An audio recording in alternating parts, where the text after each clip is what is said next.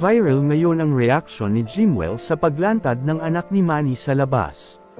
Kamakailan lang ay nabulabog ang social media matapos lumabas ang balita patungkol sa umano'y anak sa labas ni boxing champion at dating senador na si Manny Pacquiao.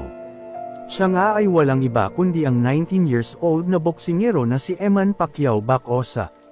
Si Eman ay anak ni Joanna Rose Bacosa na kung matatandaan ay lumantad noong 2006. Upang sampahan si Manny dahil sa hindi pagbibigay nito ng sustento sa kanilang anak. Ngunit matatandaan kalaunan ay ibinasura ng korte ang reklamo ni Bacosa dahil sa kakulangan ng ebidensya.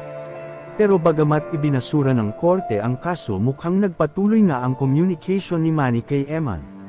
Sa katunayan, kinuha nga ni Manny na scholar si Eman sa kanyang boxing program, kung saan nirerepresente niya ang hometown ni Manny na General Santos City.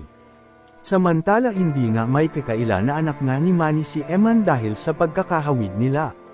Bukod dito hindi lang mukha ni Manny ang namana ni Eman kundi maging ang hilig nito sa pagbo-boxing. Sa katunayan si Eman ang napupuswan ng marami na susunod sa yapak ni Manny sa larangan na kilala sa buong mundo, bilang isang alamat at icon sa larangan ng boxing. Ngunit sa paglantad nga ni Eman tila na itsyapwera ang panganay ni Manny sa asawa niyang si Jinky Pacquiao na si Jimwell, na matatandaan nagsasanay ngayon sa Amerika para maging isang professional boxer, habang si Eman ay nakilala ng marami matapos siyang sumabak sa undercard ng blow-by-blow na pinopromote mismo ni Manny.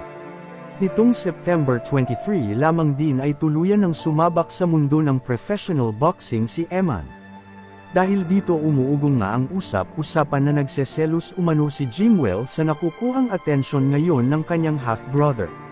Dagdag pa rito ilang ulat ang nagsasabi di umano'y mas pinagtutuunan ng pansin ngayon ni Manny si Eman dahil sa husay nito sa boxing. Samantala pinabulaanan naman ito ng mga malalapit sa pamilyang Pacquiao. Ang totoo raw ay suportado ni Jimwell ang karera ng kanyang half-brother.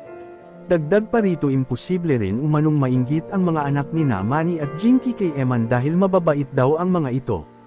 Samantala hanggang ngayon ay hindi pa rin formal na ipinakilala ni Manny si Eman bilang kanyang anak.